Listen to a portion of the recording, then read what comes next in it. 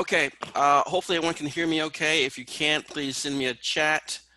I think for the most part, I tested it earlier today. It seemed okay.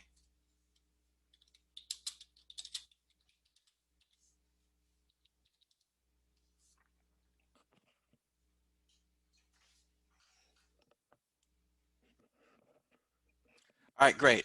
So let's go ahead and get started.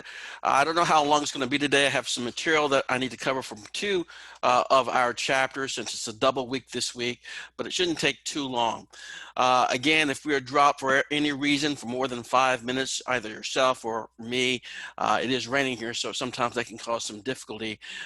Please just check a little bit later for the information to be posted on our Canvas site. Let's go ahead and get started for our October 16th check-in. So today, the agenda, again, I just want to remind us what we have these sessions for, to go over some key information for the material that we've covered this week, and also an opportunity for you to ask some live questions if you have any. Today, we'll be doing a quick review of some of the problematical items from exam number 3. Then we'll do a summary overview of the chapters that we've covered so far this week. Then also, as you can see at the very bottom, using your chat feature, please send to me the host that you are present. If you're not using your official name, please send a copy of your name as well, so I don't have to look that up.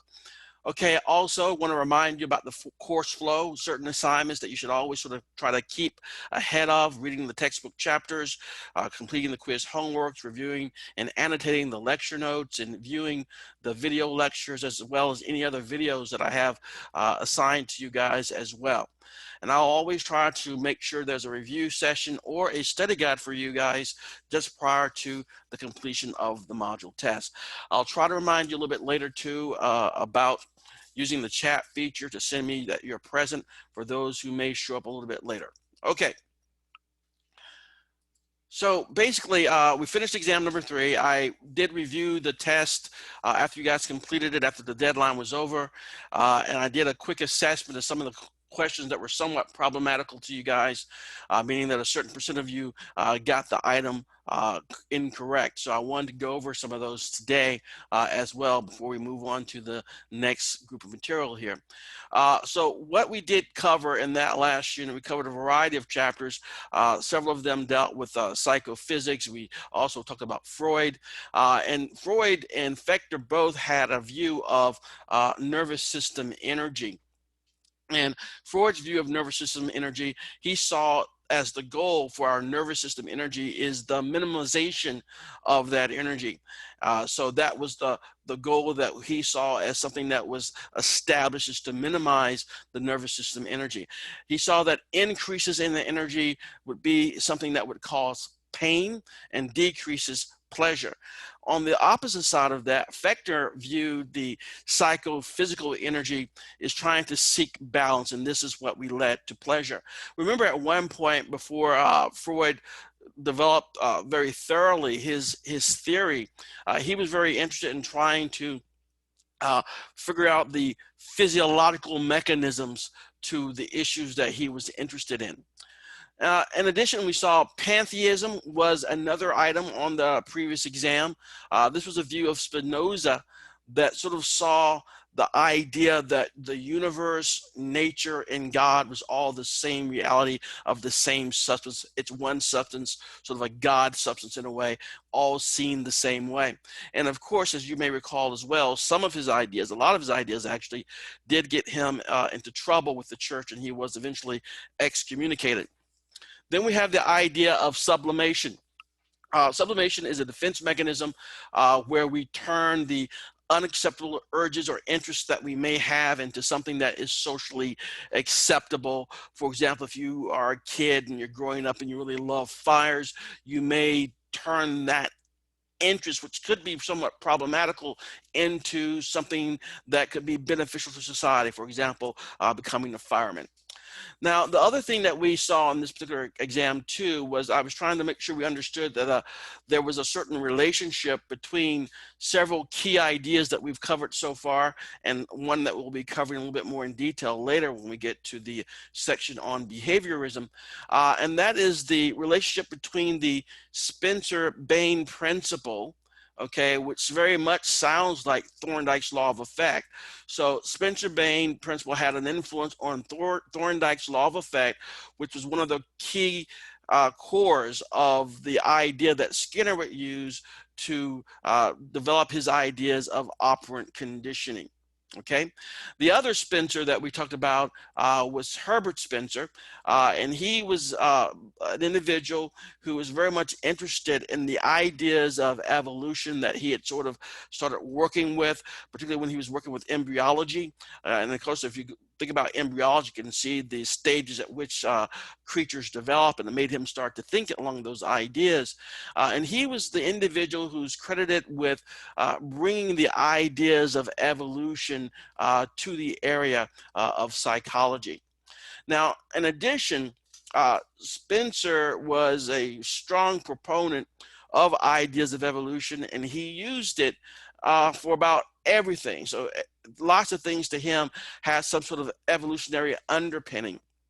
And one of his ideas was referred to as social Darwinism. And this is a concept of the survival of the fittest applied to our society. I do believe we did spend some time in the last check-in when we covered this particular topic, talking about how this idea was very popular for some time, particularly even in our country, that led to the eugenics movement, where you had forced sterilizations of people who were deemed as undesirable, so to speak. All right, then we have the erogenous zones. I think most people who did miss this particular item did so because they must have misread one of the distractor items on this particular item. The erogenous zones is per Freud, where the pleasure areas, the focus of pleasure areas on the body seem to change with age, okay? So this is one of the things that is part of his psychosexual stages of development. And one of the distractors I remember from that particular task was psychosocial. I think a lot of people did select that, not really fully reading what the word was. All right, the other thing that I want to cover is immediate versus immediate experience. We've seen this brought up several times already in the course, and we'll even see it in today's check-in lecture as well. The idea in a nutshell could be thought of as this way, where immediate is equivalent to perception. So when we are immediately experiencing something, we have perceived it. And a lot of things go into our perception of things. We can use top down, bottom up, whatever it comes to, but it will influence what we perceive. But immediate experience is the thing which is more akin to sensations, the raw sensations that we pick up on, the things that impress our sensory receptor sites. All right, last one here as we move through this. One item, there were several questions dealing with retrospection on this last exam. And retrospection was employed because introspection was thought to potentially be contaminated. Now, when you're introspecting something, you have to examine and say, I need to focus on this. And what they thought was a problem is by choosing to observe, by choosing to introspect, you were changing your psychological process by doing that, and they saw that potentially as a contamination. So Mills came up with this idea to retrospect. So we're using our memory about some past event of something that we observed. And so they may have just changed one issue with another, because retrospection, of course, would depend a great deal on memory. And of course, I'm sure you're aware by now, our memories are not perfect. The other item that I want to cover was Helmholtz in vitalism. Helmholtz is an individual that you've seen probably in several classes already. Helmholtz did some work on conservation of energy. And one of the things that did, he was able to identify that everything that we need to support our animation in our life uh, was done by the biological and chemical processes in the body. And in doing so, he sort of dispelled Johann Mueller's idea of this concept of vitalism, sort of a special life force that exists within us. And so he was able to sort of downplay that and say, no, it's all physical, biological. We do not require some sort of special essence that we've seen discussed before. And last three things, we have ego, which was the rational side of the personality that must deal with and navigate the real world, as well as manage those unreasonable other aspects of itself, the id and the superego, which both can be quite irrational at times. And then we have apperception, the part of the field, the perceptual field that the person attends to, is what they refer to as being apperceived. And this is something that Wundt was very much a strong proponent of. Apperception is sort of like a selective attention. And he also wanted to emphasize the idea that when we are apperceiving something, we're doing so actively and voluntarily. And that's where he sort of came up with the school of his, the name for the school of his, of voluntarism. And then finally, as we covered in this particular unit, the idea that physical changes in the brain/body can represent different mental states. Okay, so those were some of the items. I just wanted to touch base with you on some of those before we move on here, because they seem to have some little difficulty for some of the responses during this last exam. The exams have been reviewed and they have been curved. If you haven't seen it, please go and see the new scores. The average should be around 80 something. Okay. All right. So that's where we were, just to wrap up and close out that last unit of ours. Okay. So what we're doing this week and what we've wrapped up this week is chapter 12 and 13. Chapter 12 is on Titchener, a student of Wilhelm Wundt, and then we go and look at Gestalt psychology. So when it comes to Titchener and Wundt, remember these individuals were highly related to one another. They had a close relationship in that one was the student, one was the teacher. They saw things somewhat differently, as Wundt was starting his experimental psychology with his labs, as well as focusing on certain types of things that Titchener would not focus on. So Wundt was about organization of elements, whereas Titchener focused on the elements themselves. Wundt was looking at apperception, the things that we focus on voluntarily. The mind focused on these mental elements, whereas what Titchener was looking at was how these elements become associated with one another, and also analyzing consciousness into its component parts in order to determine its structure. And of course, that's where structuralism comes from. But they both tended to agree that the focus should be on immediate experience. And again, that immediate experience, as we just reviewed in our unit 3, is the idea of the sensation, the raw elements themselves, not perception, but the immediate experience or the sensation. So structuralism in psychology, it was an approach that was sort of seen both by Wundt and Titchener.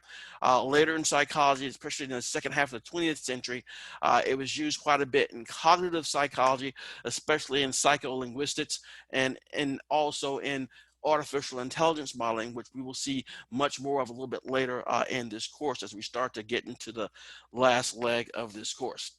Okay, so that sort of just sets the stage, so to speak, of what Titchener was interested in, as well as how he compared somewhat to Wundt, his mentor and teacher. So what is structuralism? Structuralism is an approach that seeks to analyze complex reality into its components. And see, that's the key thing there, that we are going to look at some sort of conscious experience and then break it down in some fashion. He's interested in it being broken down into these elements. So he wanted to find the fundamental elements upon which structures are built. So he's trying to figure out what builds up this conscious experience that we're going to have by breaking it down into its component parts. And he also wanted to understand the interrelations between these elements once he was able to identify them. Now, what I normally do here, and I'll do it here as well, is I sort of step out a little bit and look at defining more carefully what structuralism is and the nature of structuralism by comparing it to something that you have some familiarity with already, most likely, and that's functionalism. And again, usually in the intro psych books, we'll see these two things almost sort of always put bam, bam, right next to each other, structuralism and then functionalism. Okay, now functionalism looks primarily at the role behaviors and thoughts play. It does not ask the question of the composition of the thought or behavior.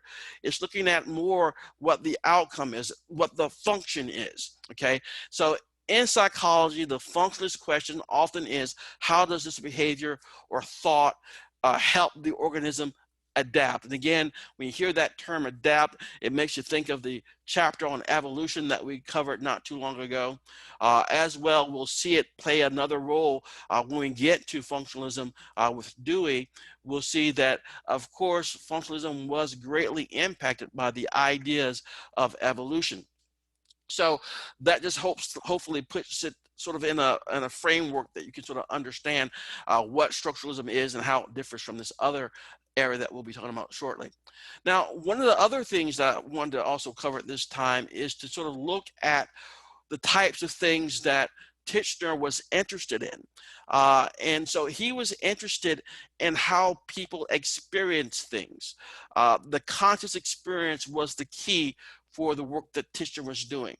Okay, so he was interested in, for example, if he was interested in time sense, our sense of time, but he did not care about the objective nature of time. He wanted to say time as it's experienced by the individual. And that really highlights what was the great interest for Titchener. It was our personal conscious experience. And again, this is probably one of the issues too that led ultimately to structuralism not being held to high esteem, because it was a very personal type of thing. We are going to personally experience our own consciousness, and that's what he was interested in, how our consciousness and how we experienced it.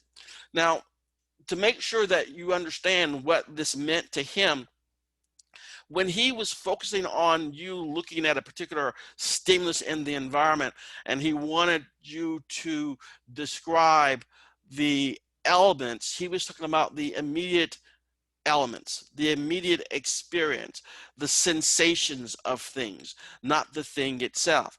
So the concept of stimulus error that he promoted here was the idea that when you confuse the mental process, which he was utilizing to try to get at the elements, with the object that you're observing.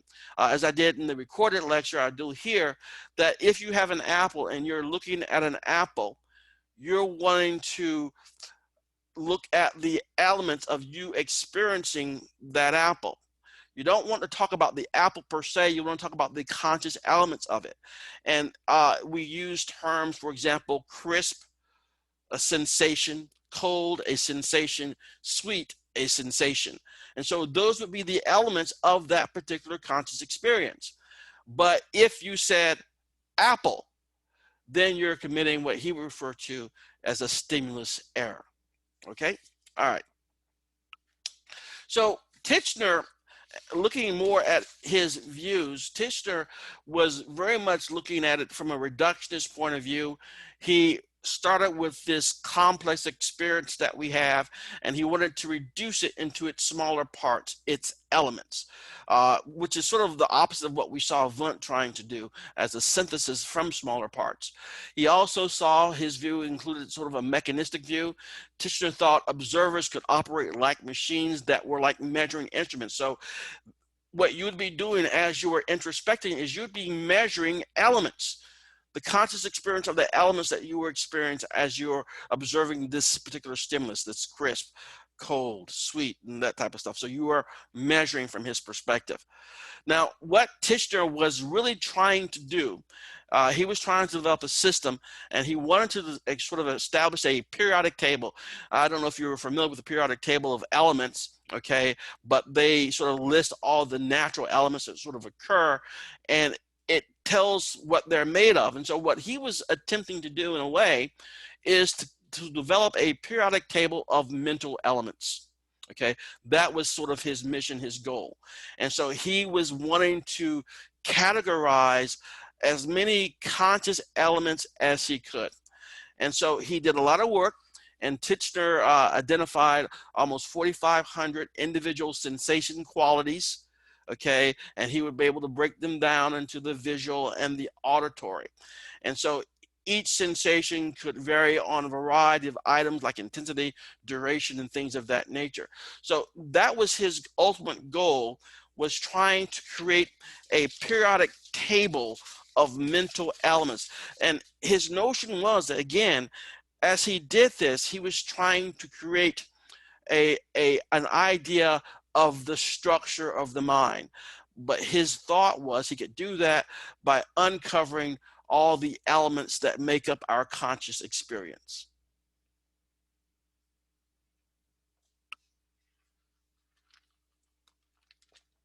So for Titchener, he saw the goal of psychology was the determination of the what, how, and why of mental life. The what he thought would be learned through the process of introspection, okay, the cataloging of the basic mental elements that make up our conscious experience. The how answered the question of how the elements were combined. This goes back to the notion of the association of the elements. And the why involved neurological correlates of mental events. So he only sought to describe mental experience or the structure of the mind, but he also believed that underneath it all, there was this neurological correlates, thing going on with the neurology of the organism that also played a significant role in it as well. So Tishner's process, the key thing that he relied upon was this introspection. And his introspection was more complicated and required more of the subject than Wundt's. Obviously, he had people that were identifying tens of thousands of conscious elements, and that sounds like a lot of hard work there. So a lot was asked of his particular subjects. Introspection in Titchener's laboratory required them to describe the basic raw elemental experiences from their complex cognitive experiences. And so they were trained to break things down into their elements. So again, he wanted sensations, not perceptions. He wanted to avoid committing stimulus error.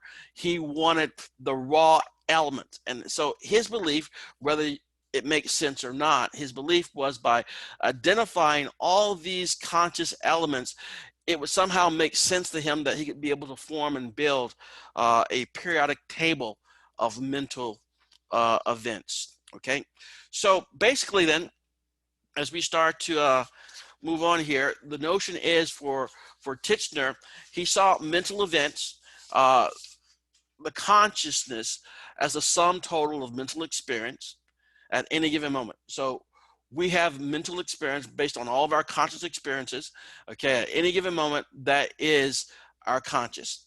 And the mind is the accumulation of these experiences over a lifetime. So we have cataloged all these experiences, as that represents our mind. So the idea here is for these elements could be known only by their attributes, quality, intensity, duration, as well as the emotions as well. He was interested in that, although he did differ from Wundt, and that he did not see emotions as Wundt did. Wundt saw it as a tri-dimensional theory of emotion. Here, for Titchener, he only saw it as one dimension on a scale of pleasantness to unpleasantness. Okay, so what we're seeing here is him looking at the mentality, the mental events, and how they sort of describe from his perspective the mind, the consciousness, and things of that nature, how these things sort of build up to make this mind or this mental experience from our elements that become the mind. Now, he also was interested in, again, how these things associate. And that's where the law of contiguity comes in. He described how the elements combine based on this, as many others have done before, in order to come up with new things. Okay, and this is where the context theory of meaning comes in. What gives meaning to sensations is what he refers to as the context theory of meaning. What gives sensations, events meaning is the images and events with which the sensation has been associated. So when you start to associate these elements with these other elements, and they seem to be associated all the time, they become sort of tied together. And that sort of gives it its meaning. All right. And so you can see here, the laws of association, this does smack to a large degree too of things that we have seen before, that we've lectured on, but also of course laws of association, very prominent too in behaviorism, which we'll see a little bit later. And again, he talked about the neurological correlates of these mental events. He believed that physiological processes provided a continuous understructure that gave psychological processes a continuity they would not otherwise have. Now, he didn't spell these things out, but he thought that's what was going on. So although the nervous system does not cause mental events, it can be used to explain some of their characteristics. So he was trying to give us sort of a more complete package. Whether or not he did it well or not, well, that's a whole nother question. Okay, but obviously we did see that structuralism, even though there are certain elements of structuralism and linguistic psychology as well as in cognitive psychology, as a school of thought, it really did not survive. There was sort of a death to structuralism as a school of thought. And this is where we get to the decline of structuralism. Structuralism's decline, some would say, was inevitable. For a variety of reasons. One of the key things that you probably remember from your intro psych course was the tool that they employed, introspection. Introspection was based on people's personal conscious experiences and them breaking down their conscious experiences into these conscious elements that we've described so far today. And so it was not seen and started to be seen as a less viable way of doing research. So it lost a little bit of its shine, if it really ever had any. It lost a little bit of its shine in the perspective and eyes of researchers. So that was one of the key things, is that introspection had some issues to it. All right. The other factors which contributed to its decline would be large studies began with animal behavior. So, and obviously, if you think about introspection, which requires someone to communicate to you the conscious elements that a conscious experience is sort of eliciting in you, animals can't do that. So when more people are studying animal behavior, it takes away the ability to utilize such things as introspection. The other key thing is going to be the lack of interest that the structuralism and the structuralists had in doing anything of any practicality, meaning that they were not interested in using structuralism to aid or help anyone. This was just pure basic research and science. And so there were no practical implications here. And so there was no one who had any type of tied to the success of structuralism, because what they were doing was based on it. What they were applying in the world was based on structuralism. That didn't happen, so there was no one out there doing psychology, for example, that was interested in maintaining it. And then, of course, one of the key things that probably really put the nails in the coffin, so to speak, was the development of such things as behaviorism and more objective methods of research. Again, remember, psychology in the early days, they were very much interested in being seen as a real science. okay? And anything that smacked of not being a real science, they sometimes would kick to the curb. And what they saw as being science or more science-like were things which could be objectified, things that were objective, things that could be seen and observed by more than one person, that can be agreed to. And that's what behaviorism and other objective methods of research did, that introspection and the structuralists could not do. So those are some of the key ideas and concepts I wanted to cover for chapter 12 in the work of Titchener. Now, what we move into next is going to be Gestalt psychology. And for Gestalt psychology, we see it does sort of go in the opposite direction of what we just talked about with Titchener. Okay, so let's look at some of the previous views and the views of Gestalt by way of just opening this up a little bit. So how do they view experience? Titchener and the empiricists. Individual sensations become associated. Again, this is that laws of association that we've mentioned several times. So that's what they come. Individual sensations is the key to them. Things can be reduced and we associate them in some way. Then we have Wundt and Kantianism. Mind's inherent organizing provides the structure to these sensations. Now, for Gestalt's view of experience is this: we experience wholes, overall patterns, not individual parts or sensations, not discrete elements. So the Gestalt perspective is one of experiencing a whole, a pattern.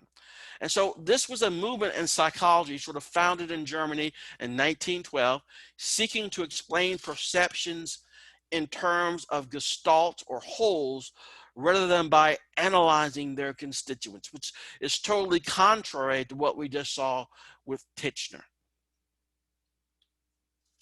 So the whole is different from the sum of its parts. This was sort of a Gestalt revolution in Germany, and they were sort of protesting the Wundtian ideas and Wundtian views. So they were against elementism, the organization of elements. Perception of objects is a summation of elements. They did not like those ideas that were sort of promoted by Wundt and others. But their perspective was the whole is not the sum of its parts, unlike what Wundt would basically say. So they were very much contrary to some key ideas that had come before. Now, one of the other things too that Gestalt did accomplish is they accepted the value of consciousness, unlike the behaviorist. Okay, the behaviors, especially when we get to the hardcore behaviors, they didn't want to talk about things that could not be seen. They wanted to only talk about those things which were very objective in nature. So several German psychologists argued that consciousness could not be reduced to elements without distorting the true meaning of the conscious experience. Again, totally at odds with what Titchener was doing. All right. So people experience things in meaningful, intact configurations, which are termed Gestalt. And this type of psychology, of course, is Gestalt psychology. So we're seeing a major line in the sand, so to speak, between what we saw in chapter 12 with Titchener and what we're seeing here with Gestalt psychology. Two diametrically opposed ideas about how they're viewing how it is that we sense and perceive things. So looking at just some of the ideas that led to this, the antecedent views, we have Immanuel Kant and the Gestaltists believe that consciousness cannot be reduced to sensory stimulation. Ernst Mach postulated two perceptions, space form and time form, appeared to be independent of particular elements that compose them. So what he's suggesting there is that we have these other senses, that things that we can perceive in a sense, but there's nothing that sort of builds them up. So there is nothing that we can say constitute the elements that makes the whole. So he's making the case again that the whole and the items that make it up are not exactly the same. Christian von Ehrenfels influenced Wertheimer and others. Ehrenfels proposed that form is something that emerges from the elements of sensation. And so this idea of this form, there is this other essence, so to speak, that comes about when we see sensations, the elements of sensations. Again, promoting the idea that there's something else that goes beyond just the things that we are sensing in the environment, that when we get to perceptions, something else occurs. All right. William James, as we'll see a little bit later when we go over William James, does the same thing, the same idea. He postulated the stream of consciousness in contrast to the mind being composed of isolated mental elements. And basically, the stream should be the focus of psychological inquiry, according to James, and any attempt to break it up for more detailed analysis must be avoided. So what, again, he's saying in his own way is the notion that we cannot reduce our conscious experience the way that Titchner's and others have discussed and talked about. So the notion here is that we have seen many individuals sort of pave the way to the ideas that would become the Gestalt movement and Gestalt psychology. Let me pick up the pace here a little bit. So some of the other ideas, we have act psychology, which was proposed by Brentano and Stump. They talked about the intentionalism, which concerns the processes of the mind rather than the contents of the mind. So again, the idea on the process and not the states here is an idea that Gestaltists sort of held on to as well. So act psychology was sort of like one of the foundations to some of their work. So all three of the individuals who later will be seen as the founders of Gestalt psychology studied under Stump, who was one of the creators of act psychology here. And so just to introduce this idea, Kohler, one of the founders, he was very much interested in physics and well-versed in it, in Gestalt psychology, and he represented an effort to model psychology after field theory. And we'll see a little bit more about field theory in a moment when it comes to Kurt Lewin. But field theory is a theory that explains physical phenomena, like what we've been talking about with sensations and things of that nature, in terms of a field and the manner in which they interact with matter in other fields, which is going to be a key idea that the Gestaltists are going to suggest. So here are the founders of Gestalt psychology, Max Wertheimer, Kurt Kafka, and Wolfgang Kohler. Max Wertheimer, his claim to fame is the phi phenomena, and this is the one where you can get apparent motion from stationary objects. He proposed that our perceptions are different than the sensations that comprise them. Now, by him utilizing something that is totally stationary, something that is static, that can't move, and by showing it to you in a certain way, you perceive movement. That is something that is greater than what you were sensing. So in that in of itself, it sort of describes what Gestalt is trying to communicate here, is that our perception is much greater than simply the sensations. And we see the phi phenomenon all the time. Anytime you watch a movie, and you see people move on the screen, you're seeing basically a series of still photographs being moved rather quickly, and you perceive motion where there really truly isn't any. And Kurt Kafka, he wrote several books. One of them was on perception when it comes to Gestalt theory, and it is thought that this book is one of the reasons why most people only think about Gestalt psychology when it comes to perception. In fact, if you remember the times that you came across Gestalt in your previous psychology classes, most likely they happened when you were in a sensation perception section or in that sensation perception class. That's where the Gestalts normally pop up. And then Wolfgang Kohler, he did research regarding aspects of learning, which we'll see a little bit later in this presentation, and particularly the learning in chimpanzees. Okay, so when it comes to a couple of ideas, we have isomorphism and the law of prognons, field theory. The idea that Gestaltists proposed that the brain contains structural fields, okay, force fields in the brain. Upon entering the field, sensory data becomes modified by that field, and our experience results from the interaction of the sensory data and the force fields of the brain. So what they're basically saying, cutting to the chase here, is this. We sense something in the world, it goes to our brain where they have these force fields there. And in the process of interacting with this, something happens to it and is added to it, sort of explaining to some degree why it is that the sensations, okay, are one thing, but then when we have the perception, it can be more than the things that added up if you add up all the sensations. So that's how they're sort of proposing what is going on physically in us that helps to change this sensation, these finite sensations, into something that is greater than the perception, which is going to be greater than the sensations that made them up. That when it comes in to the structures of our brain, there are some processes that adds to these sensations, and that is where the whole of the whole is greater than the sum of its parts. So the law of Pregnan's asserts that all cognitive experiences will tend to be organized, symmetrically, simple, and regular as they possibly can be. What it comes down to is the second to the last bullet point here. Your mind wants to make the most meaningful yet easiest interpretation of stimuli that it can make.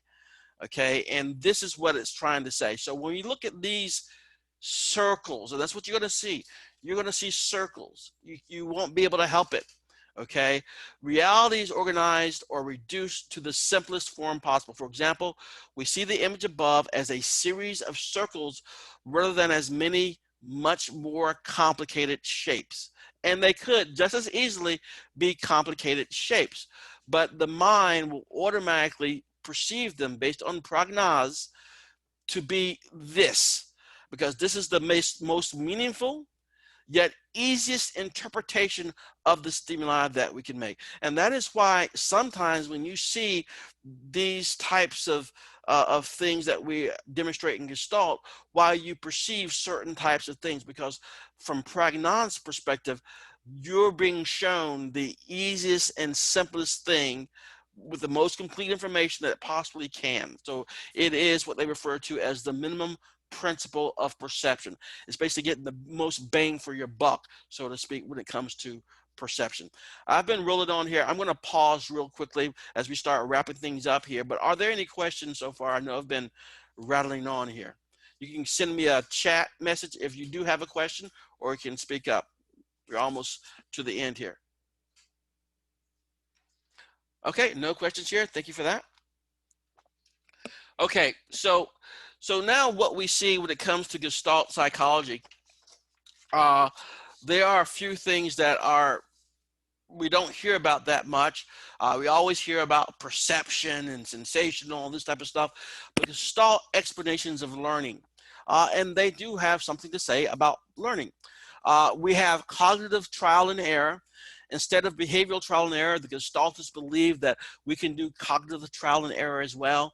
This is when you work through things in your mind, so to speak, working them out cognitively. You're thinking them through. And we do this all the time. If you do this, this is going to be a result of that. You're just thinking it through. You're not physically doing it, but you're working it out cognitively. All right. And organisms come to see solutions to problems as they work these things out mentally in their mind. Then we go to this other idea, insight learning. And I have the definition down here of insight just to make sure we understand it. Insight is being able to see or understand something clearly. It often includes having an understanding of a cause and effect relationship. Namely, if you do A, then B will happen. Okay, so with insight learning, if a problem is presented to an organism along with whatever is necessary to solve the problem, insight learning will typically occur. All right, so you have all the information for the solution available to you. All right, and then with insight learning, sometimes they may tell you if you have a problem, you haven't been able to work it out, they may tell you just forget about it for a while and do something else. The idea is that you are still working on it at some sort of unconscious level. But insight learning has basically 4 characteristics that we see. When you finally get the insight, the transition from no solution to solution is sudden and complete. You just, bam, you got it. It's like that moment of clarity, you understand it. So that's 1. 2, Performance based on the insightful solution is usually smooth and free from errors. 3, a solution gained from insight is retained for a considerable length of time. 4, a principle gained by insight is easily applied to other problems. So that also leads us to this idea of transposition. An organism learns principles or relationships, not specific responses to specific situations. Every time I go over this, I always think of the phrase you hear sometimes. You give a person a fish, you feed them for a day, you teach them to fish, they'll be able to feed themselves for a lifetime. The idea here is that here, the organism learns the principles or relationships, not a specific response to a specific situation. That is going to be somewhat limiting. So once it learns a principle, the organism applies it to similar situations. And this is in a way similar to the idea of those of you who've worked in the world and things of that nature, or been into training, something they call transfer training. The idea that you learn something in a workshop, you want to be able to transfer that training back at work to make it worthwhile. So here you learn something, and transposition is saying once you learn it, the principles and relationships of that thing that you can apply to other things as well, which is a very useful thing to be able to do. Okay. All right, let's see what else we have here. All right, I think this is the last thing that I'm going to go over, then we're going to wrap things up here. There was a couple of things that I noticed that I wanted to make sure that we did touch on before we got out of here and finish this checkup here. One, there's a concept that's discussed in our lecture notes about productive thinking, and also one of Kurt Lewin's stuff. Productive thinking is understanding the structure of a problem with reinforcing solution. It can involve top-down learning. And remember what top-down is that it can be based on experience and expectations, okay, sort of like a shortcut in a way. The environmental event that you're going through leads to memory processes and includes memory trace left in the brain. So the idea is that you get reinforced, you can use your experience and expectations, and then as you go through this thinking process, it leaves sort of a memory trace in the brain, so you have the ability to access that later. This way, your memories become better organized due to the interactions of traces in memory process. So they were very much interested, these gestaltists, not only in how it is that we come up via insight learning, but also how we can become more productive thinkers. And this is one of the areas that I can say that we don't see enough when it comes to gestalt work, because we do normally just see it when it comes to sensation perception, but not these other areas.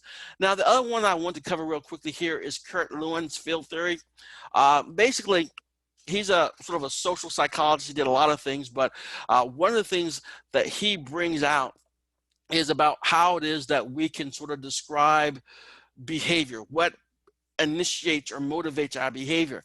And what he describes here, he sort of works up a formula that says behavior equals a function of the person and the situation.